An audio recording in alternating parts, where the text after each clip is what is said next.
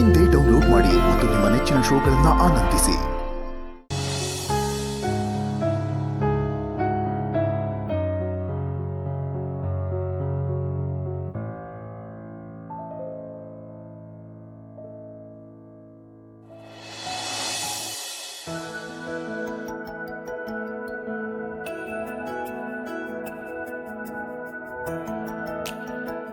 ಮನುಷ್ಯ ತನ್ನ ಜೀವನದಲ್ಲಿ ಎಷ್ಟೋ ತಪ್ಪುಗಳನ್ನು ಮಾಡ್ತಾನೆ.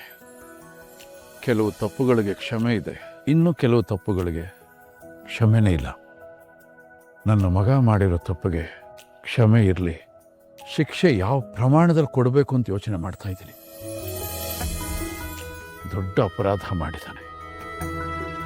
ಒಬ್ಬ ಅಪರಾಧಿಯ ತಂದೆಯಾಗಿ ನಾನು ನಿನ್ನ ಹತ್ರ ಕ್ಷಮೆ ಕೇಳ್ತಾ ಇದ್ದೀನಮ್ಮ.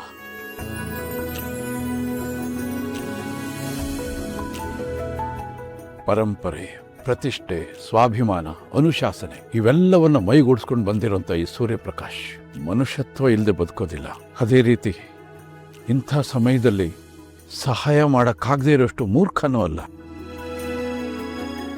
ಅಲ್ಲಿ ಮಲಗಿರೋ ನಿಮ್ಮ ಅಣ್ಣ ಜೀವಂತವಾಗಿ ಎದ್ದು ಬರೋವರೆಗೂ ನಿನಗೇನೇ ನೆರವು ಬೇಕು, ನಿನಗೇನೇ ಸಹಾಯ ಬೇಕಾದರೂ ಅಧಿಕಾರಯುತವಾಗಿ ನನ್ನ ಹತ್ರ ನೀನು ಕೇಳಿ ಪಡ್ಕೊಳ್ಬೋದು.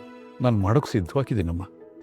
ಯಾಕೆಂದರೆ ಕೆಲವೇ ವರ್ಷಗಳ ಹಿಂದೆ ಇದೇ ಹಾಸ್ಪಿಟ್ಲಲ್ಲಿ ನನ್ನ ಜೀವಕ್ಕೆ ಅದು ನನ್ನ ಶಾಂತಿನ ಉಳಿಸ್ಕೊಳ್ಳೋದಕ್ಕೋಸ್ಕರ ನಾನು ಅನುಭವಿಸಿದ ನರಕ ಯಾತನೆ ಇದೆಯಲ್ಲ, ಅದನ್ನು ಪದಗಳಿಂದ ಬಣ್ಣಿಸೋದಕ್ಕೆ ಸಾಧ್ಯನೇ ಇಲ್ಲ.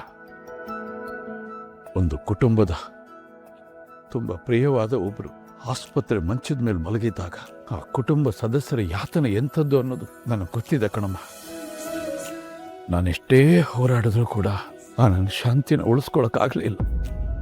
ಒಬ್ಬ ಅನುಭವಸ್ಥನಾಗಿ ನಾನು ಹೇಳ್ತಾ ಇದ್ದೀನಿ, ನೀನೀಗ ಧೈರ್ಯ ತಗೊಳ್ಬೇಕಮ್ಮ. ನೀವು ಮನ್ಸು ಮಾಡಿದ್ರೆ ನಿಮ್ಗಿರೋ ಅಧಿಕಾರ ದುಡ್ಡಿಂದ ವಿಷಯನೇ ಮಣ್ಣಲ್ಲಿ ಹೂತಾಕ್ಬೋದಿತ್ತು. ಆದರೆ ನೀವು ನಿಮ್ಮ ಸ್ವಂತ ಮಗನ್ನೇ ತಪ್ಪು ಮಾಡಿದಾನೆ ಅಂತ ಅವನ್ನೇ ಪೊಲೀಸ್ ಸ್ಟೇಷನಿಗೆ ಕರ್ಕೊಂಡು ಬಂದು ನಿಲ್ಸಿದ್ರಲ್ಲ, ಆ ಗುಣ ಎಲ್ರಿಗೂ ಬರಲ್ಲ ಸರ್. ಅದಕ್ಕೆ ನಾನು ನಿಮಗೆ ಕೈ ಮುಗಿಬೇಕು ಸರ್. ಇಲ್ಲಮ್ಮ, ವಯಸ್ಸಿನಲ್ಲಿ ನಾನು ದೊಡ್ಡವನಾದರೂ ಇವತ್ತಿನ ಪರಿಸ್ಥಿತಿಯಲ್ಲಿ ನನ್ನ ಮುಂದೆ ನೀನೇ ದೊಡ್ಡವಳ ಕಾಣ್ತಾ ಇದೆಯಾ. ನಾನು ನನ್ನ ಮಗ ಮಾಡಿರೋ ತಪ್ಪಿಗೆ ನಾವು ಕ್ಷಮೆ ಕೇಳ್ಬೇಕು ನಿನ್ನ ಹತ್ರ. ಅಯ್ಯೋ ಸರ್, ನಿಮ್ಮನ್ನ ಕ್ಷಮಿಸೋಷ್ಟು ದೊಡ್ಡವಳು ನಾನಲ್ಲ ಸರ್. ನಾನಿನ್ನು ಬರ್ತೀನಿ.